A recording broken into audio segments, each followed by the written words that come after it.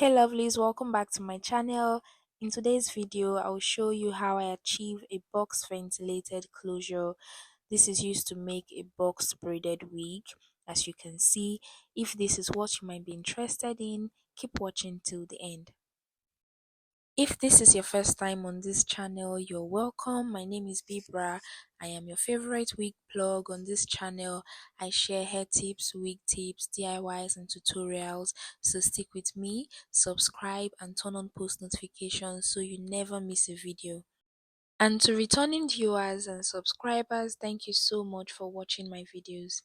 Guys, to achieve this box ventilated closure, I like to use a box pattern paper as a guide because it makes it easy for me to start. It may not be necessary to others, but if you're interested, please stay tuned to this channel as I'll upload the video shortly. Moving ahead, this is a custom size closure in size 4x6. This is for a braided wig. Since this is for a braided wig, I'll be ventilating using single knots and what I like to call square spacing, meaning I'm leaving a whole space on one vertical line and a whole space on one horizontal or slant line while ventilating. I didn't start recording from the start of this box and I apologize, but as we proceed, I'll start on a clean box and try to explain properly. For now, I'll just tell you all I'm using to achieve this. For pin size, I'm using the pin that picks 2 to 3 strands of hair. For knots, I'm using single knots because it is a braided wig. I mentioned that earlier. For spacing, I'm using square spacing. I don't want it to be too dense. While for direction, I used 2 directions for this. I used the slant for the body of the box and I used vertical and horizontal for the ends where you have the outlines for the box. Okay guys, I'm starting a clean box. First thing, I'll go ahead and ventilate a horizontal line.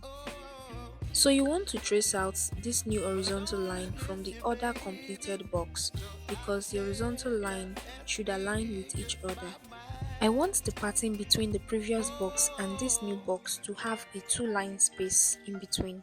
So I'll be leaving 2 holes empty and I'll ventilate on the next while tracing the line out to make sure that the previous box and this new box aligns with each other. I hope that's understandable, but if not, please just observe what I'm doing.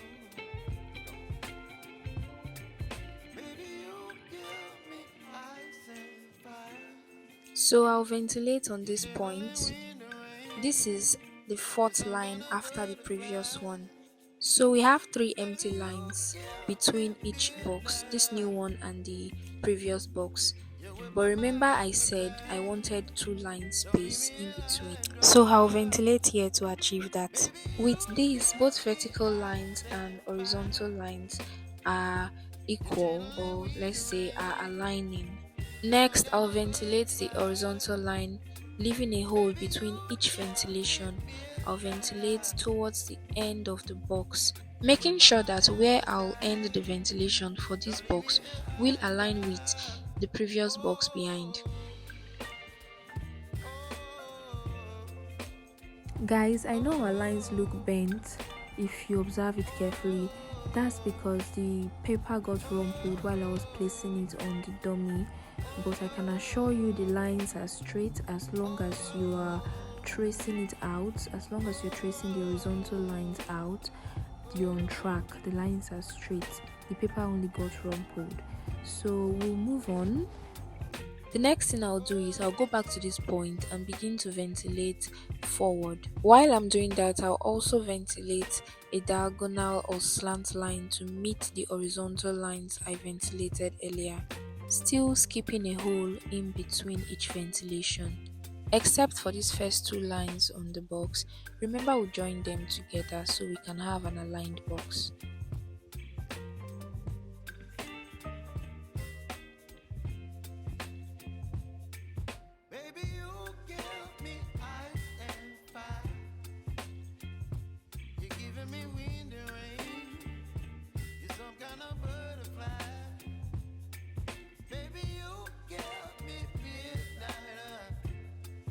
So there is a whole space between each ventilated vertical lines, and there is a whole space between each slant or diagonal lines.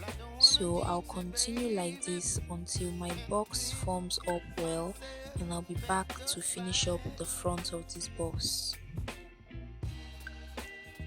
Don't wanna overthink it, baby. Just tweak your body, your mind.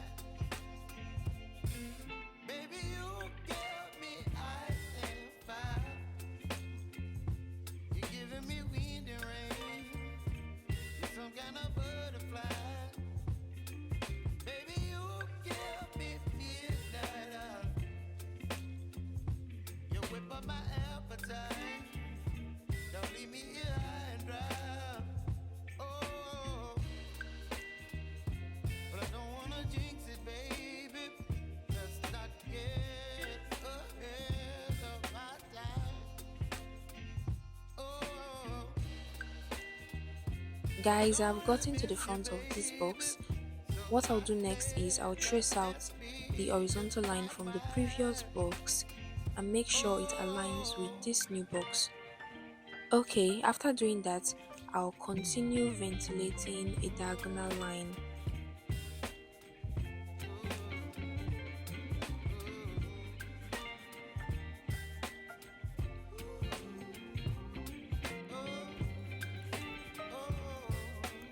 After this diagonal line, I'll go back to this point and trace out the next horizontal line.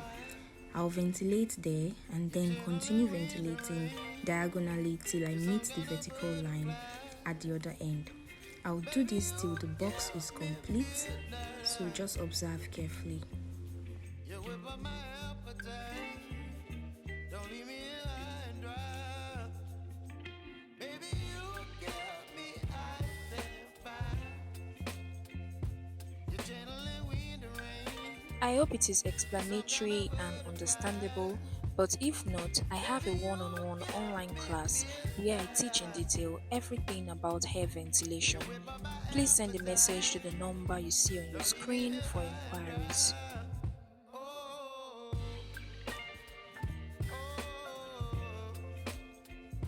oh,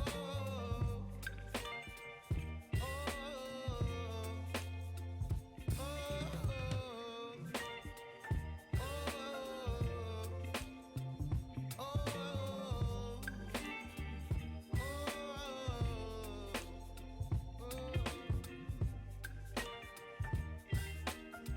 Before we come to the end of this video, I would like to point out a few things since I did not start shooting this video from the beginning of the closure.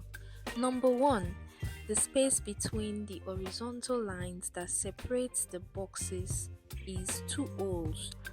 For these side parts, I left 2 vertical lines empty. And for the center part, I left 3 lines empty. Number 2, this is a 4x6 closure, so I have limited width space. I was only able to create 3 boxes on each side of the closure, making it a total of 6 boxes. Number 3, the size of the boxes can be customized to any size of your choice. My client wanted this size.